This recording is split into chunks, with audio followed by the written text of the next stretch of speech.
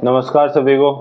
हमारी आधुनिक राजस्थान पे बात चल रही थी, जिसमें हम कल प्रजामंडलों पे बात कर रहे थे। जैसे मेवाड़ प्रजामंडल की हमने कल बात की थी कि भाई हरिपुरा अधिवेशन 1938 के बाद में, ठीक बाद में, कोई तुरंत बाद में अगर कोई बना था, वो था हरि मेवाड़ प्रजामंडल था। वो उसके ठीक बाद में बना था। और उसके आगे की हम बात, उसकी प्रजामंडल की स्थापना 24 अप्रैल 1938 को माणिक्य लाल वर्मा और ने के सहयोग से की गई थी। बूढ़ेलाल भैया और बलवंत सिंह मेहता के दोनों की थी उसकी स्थापना।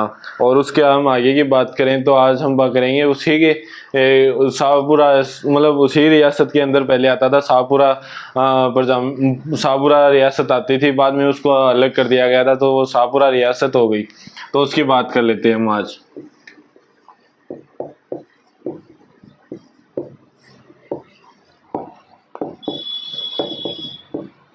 शाहपुरा प्रजामंडल ये भी पहले मेवाड़ रियासत का भाग था। उसके बाद में ये अलग हो गई। फिर 1938 में भी शाहपुरा की भी 1938 में स्थापना की गई थी। किसके प्रेरणा से की गई थी? माणिक्य लाल वर्मा।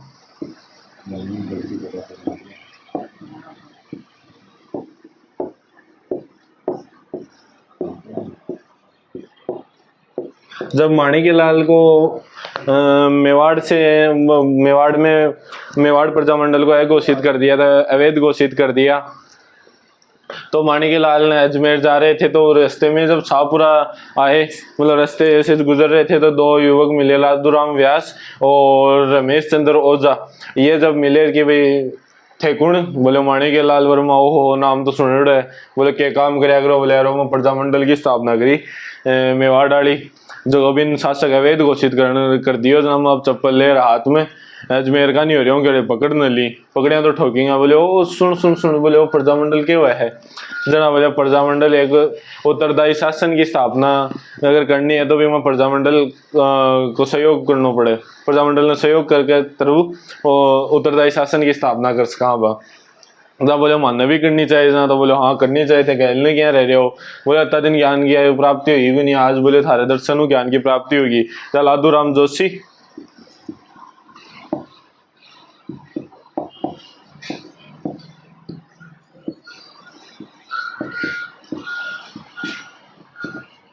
तो लादूराम व्यास और रमेश चंद्र ओझा शाहपुरा प्रजामंडल की स्थापना करते हैं।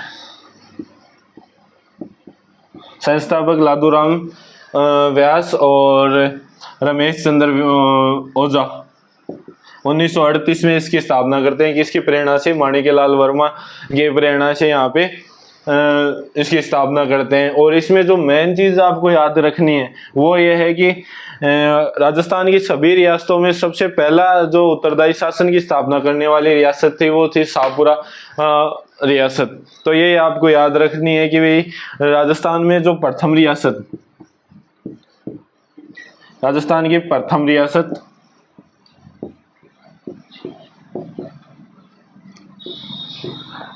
जिसने उत्तरदायी शासन की स्थापना की,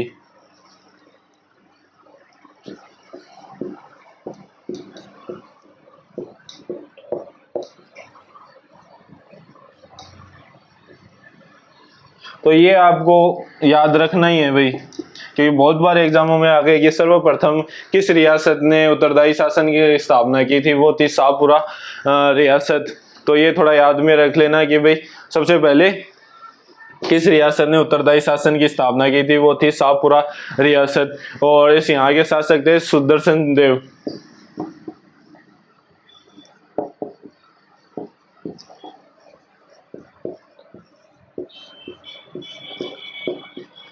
सुदर्शन देव ने यहाँ पे गोकुललाल सवा को यहाँ पे प्रधानमंत्री नियुक्त किया।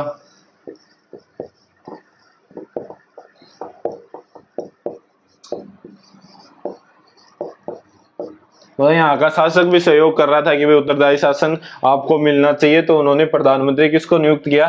गोकुललाल सवा को।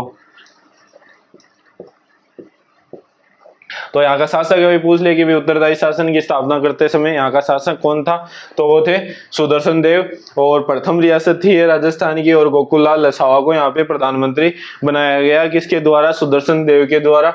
और यहाँ पे एक चीज और आप याद रख लेना, अगर कि भाई अगर सबसे मतलब एकीकरण के समय यहाँ पे लगभग रियासतों में उत्तरदायी शासन की स्थापना हो चुकी थी। और अगर सबसे पहले पूछे तो ये थी, तो लगभग रियासतों में हो चुकी थी, केवल एक को छोड़ के, उसका नाम याद रखना कि वो जैसलमेर। क्योंकि एकीकरण के समय सभी रियासतों में उत्तरदायी शासन की स्थापना हो चुकी थी, लेकिन जैसलमेर में नहीं हुई थी। तो ये याद रख लेना, अगर कोई बाई चांस क्वेश्चन पूछ ले कि भाई किस रियासत में उत्तरदायी शासन की स्थापना नहीं हुई थी, वो थी जैसलमेर। और सबसे पहले वो थी शाहपुरा। तो ये इतनी बात इसमें याद रखनी है कि भाई राजस्थान की प्रथम रियासत कौन सी थी जिसमें उत्तरदायी शासन की स्थापना हुई, वो थी शाहपुरा। और जहाँ का शासक कौन था, सुदर्शन देव। और गोकुल लाल लसावा को यहाँ पे प्रधानमंत्री बनाया गया, गोकुल लाल लसावा को यहाँ पे प्रधानमंत्री बनाया गया।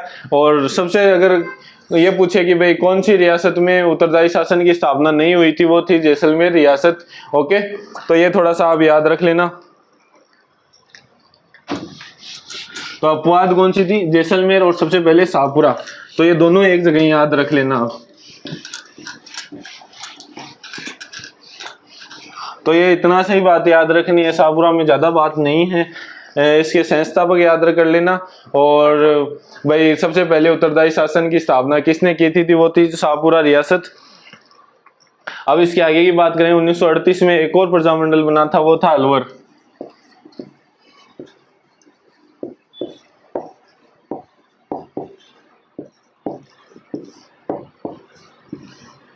अलवर प्रजामंडल की भी स्थापना 1938 में की गई थी। तो हमने 1938 की तीन रियासतें पढ़ चुके हैं, जैसे मेवाड़ हो गई 1938 में, और शाहपुरा हो गई 1938 में, भरतपुर पढ़ लिया था जो भी 1938 में बना था रेवाड़ी के अंदर। और आगे की जो है अलवर प्रजामंडल, क्योंकि सबसे ज्यादा बनने का कारण ये था कि भाई यहाँ पे जो 1938 में कांग्रेस द्वारा इसको समर्थन दे दिया गया था कि प्रजामंडल, जो रियासतों में प्रजामंडल चल रहे हैं उनको समर्थन दिया गया था, किसके द्वारा, कांग्रेस के द्वारा। तो ये याद रख लेना। इसके कारण सबसे ज्यादा अगर प्रजामंडल पूछे तो 1938 में। बाकी तो आपको याद रखने हैं, क्योंकि ये ज्यादा 38 में ही है, तो इनको तो छोड़ देना, और बाकी की सन आपको याद रखनी है, तो ये याद रखना। और इसमें अगर कोई मैन नाम पूछ ले कि भाई किसने की थी, तो पंडित हरिनारायण शर्मा। संस्थापक की बात करें,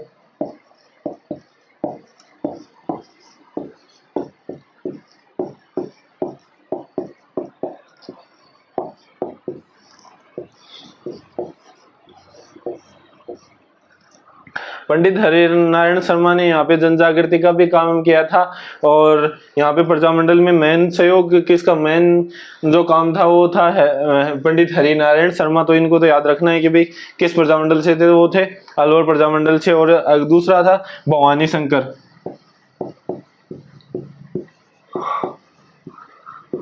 ये इसके अध्यक्ष बनाए गए थे। और जो भवानी शंकर शर्मा थे, इनको जो प्रथम अधिवेशन हुआ था,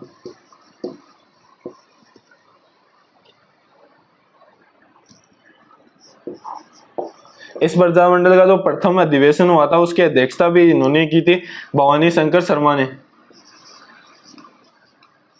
तो पंडित हरिनारायण शर्मा और भवानी शंकर शर्मा जो इनके अध्यक्ष बनाए गए थे, भवानी शंकर शर्मा को। और जो प्रथम अधिवेशन हुआ था 1944 के अंदर, ये भी याद रख लेना भी कब हुआ था, 1944 के अंदर इसका प्रथम अधिवेशन हुआ था। और जिसकी अध्यक्षता किसने की थी, भवानी शंकर शर्मा ने। और एक थे वो थे कुंज बिहारी। तो इन तीन व्यक्तियों ने इसकी स्थापना की थी, पंडित हरिनारायण शर्मा, भवानी शंकर शर्मा और कुंज बिहारी। और भवानी शंकर का याद रख लेना, इन्होंने प्रथम जो अधिवेशन हुआ था अलवर प्रजामंडल का 1944 में, उसकी अध्यक्षता किसने की थी, तो भवानी शंकर शर्मा ने की थी। तो यह याद रख लेना। और जो भारत छोड़ो आंदोलन की हम बात करते हैं कि भाई भारत छोड़ो आंदोलन में जयपुर प्रजामंडल ने भाग नहीं लिया था, बाकी सभी ने लिया था। वैसे ही अलवर प्रजामंडल ने भी यहाँ पे भारत छोड़ो आंदोलन में भाग नहीं लिया था।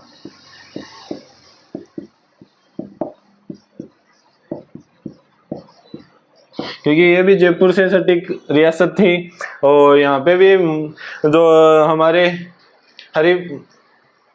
इसने भी यहाँ पे भी कछवा वंश का शासन था और इसने भी भारत छोड़ो आंदोलन में भाग नहीं लिया था।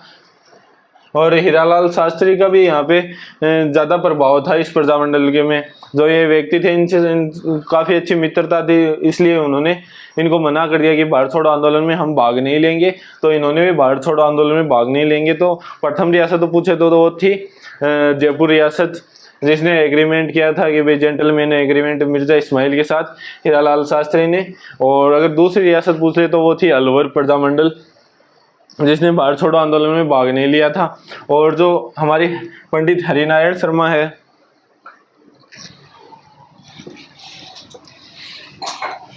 इनकी थोड़ी और बात कर लेते हैं। प्रजामंडल में तो इतनी चीजें याद रखनी है आपको।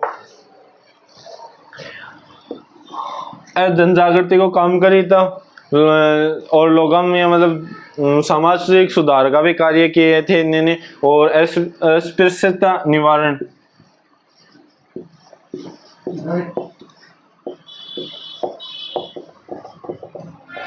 अस्पृश्यता निवारण संघ की स्थापना भी हरिनारायण शर्मा ने की थी। और जो हमारा वाल्मीकि संघ था उसकी भी स्थापना इन्होंने की थी।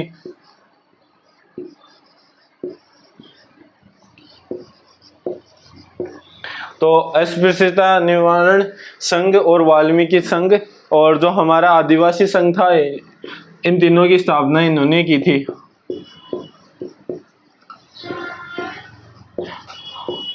तो ये थोड़ा सा ध्यान में रख लेना कि पंडित हरिनारायण शर्मा ने तीन चीजों की स्थापना की थी, एक तो आदिवासी संघ, एक वाल्मीकि संघ, एक अस्पृश्यता निवारण संघ की स्थापना की थी। तो इतना ही याद रख लेना है। अलवर प्रजामंडल में और ज्यादा बात है नहीं कि भाई इसकी स्थापना हरिनारायण शर्मा, भवानी शंकर शर्मा और कुंज बिहारी ने की थी 1938 में। और पंडित हरिनारायण शर्मा जिन्होंने अस्पृश्यता निवारण संघ की स्थापना की थी, वाल्मीकि संघ की स्थापना की थी और आदिवासी संघ की स्थापना की थी। तो ये आपको याद रखना ही है और ज्यादा बातें हैं नहीं, है छोटे छोटे प्रजामंडल हैं, इनमें केवल सन और संस्थापक ध्यान में रखना है।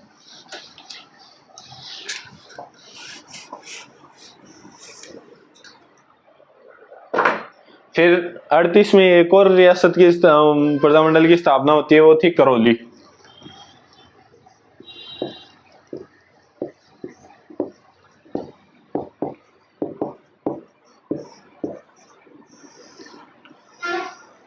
करौली प्रजामंडल की भी स्थापना 1938 में होती है। तो इसके पास ही अलवर थी, अलवर की भी 1938 और अलवर के पास करौली, करौली की भी 1938 में ऐसे इसकी स्थापना करते हैं त्रिलोकचंद माथुर।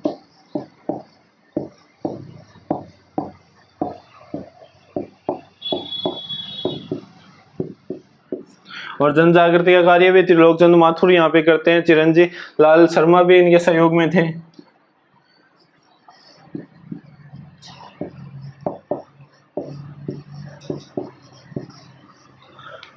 और चिरंजीव लाल शर्मा भी इनके सहयोग। और कुंवर मदन सिंह का भी संबंध अगर कोई प्रजामंडल से था, वो था करौली।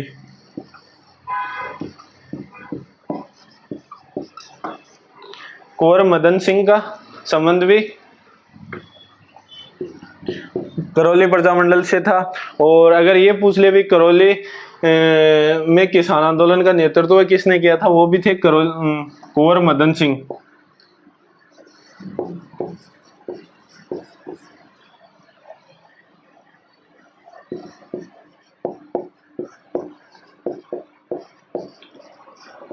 देखो भाई, प्रजामंडल में तो इतना याद रखना कि 1938 में त्रिलोकचंद माथुर, चिरंजीव लाल शर्मा और कुंवर मदन सिंह, इन्होंने इसकी स्थापना की थी। ये तो इतना ही करना है। फिर अगर कोई कुंवर मदन सिंह के बारे में पूछने की करौली किसान आंदोलन के किसने नेतृत्व किया था, वो थे कुंवर मदन सिंह। और एक जो बेगारी हम आंदोलन देखते हैं,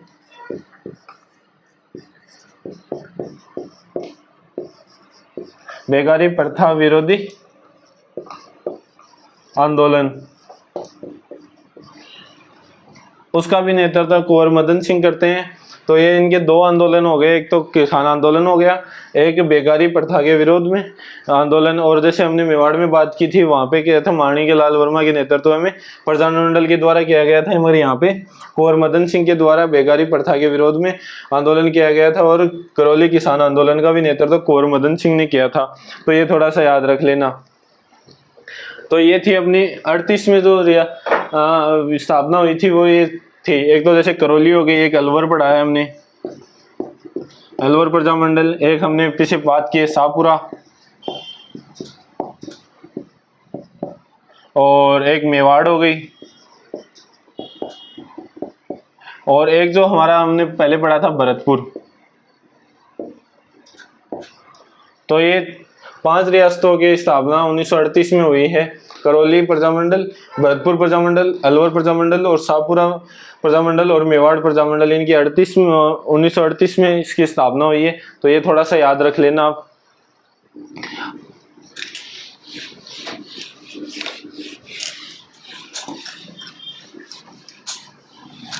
तो इसको ऐसे याद रख लेना, SMABC, तो ऐसे याद रह जाएगा थोड़ा सा दिमाग में। और फिर आगे की बात करें हम, तो किशनगढ़ की छोटा सा प्रजामंडल है, उसकी स्थापना तो 1939 में हमारे कांतिलाल चौथानी ने की थी।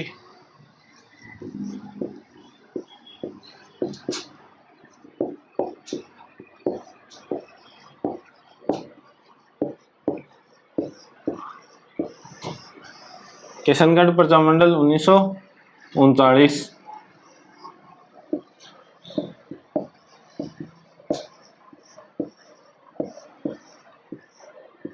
तो वैसे हमारे मेन जो भी बड़े बड़े प्रजामंडल थे वो तो हो गए समाप्त। अब हमें इनके केवल सन और संस्थापक याद रखने, वो भी तुम मोटे मोटे याद रख लेना कि इनका था कांतिलाल चौथानी।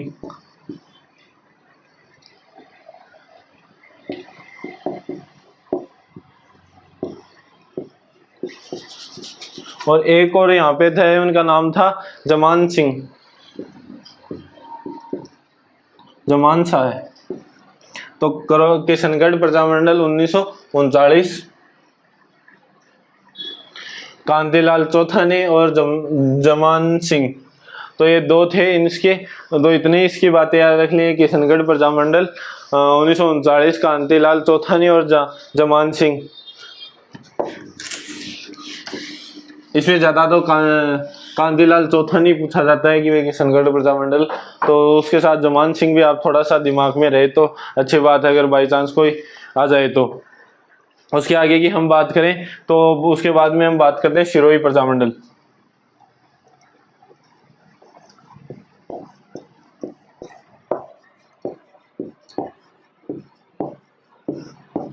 यह भी 1939 को हुई थी। तो 1939 को इसकी स्थापना हुई थी। किसने की थी? एक नाम आप सुनते हैं, गोकुल भाई भट्ट।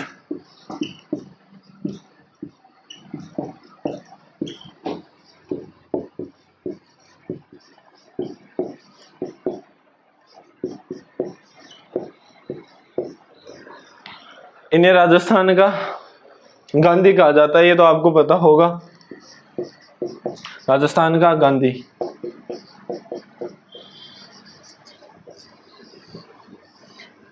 और इनके साथ थे वर्दी शंकर त्रिवेदी।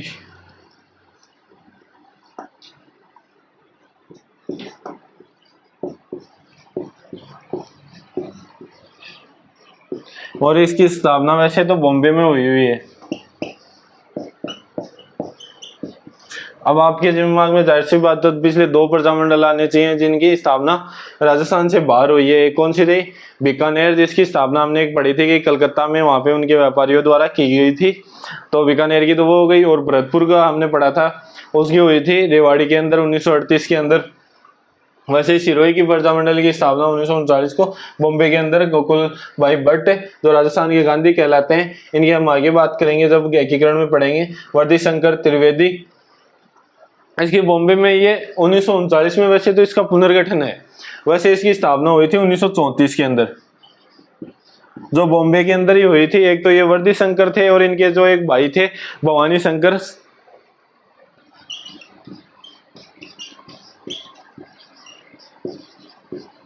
और वर्दी शंकर।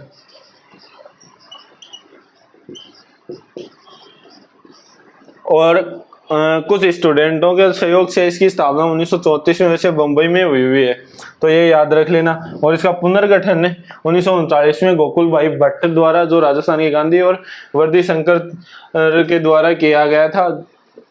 और 1934 में जो बॉम्बे में बना था वो भवानी शंकर और वर्दी शंकर के नेतृत्व में कॉलेज स्टूडेंटों ने की थी, मगर ये ज़्यादा समय तक चला नहीं और फिर ख़त्म होने के कगार में आया। तो बाद में गोकुल भाई भट्ट ने इसका जिम्मेदारी ली और 1940 में इसकी पुनर्गठन किया, तो ये याद रख लेना। अगर ऑप्शन में ये डेट आई तो ये करनी है, और ये नहीं आए तो 1934 में हुई थी बॉम्बे के अंदर, ये भी याद रख लेना थोड़ा सा। तो ये था हमारा सिरोही प्रजामंडल। ओके, आगे की बात करेंगे हम कल।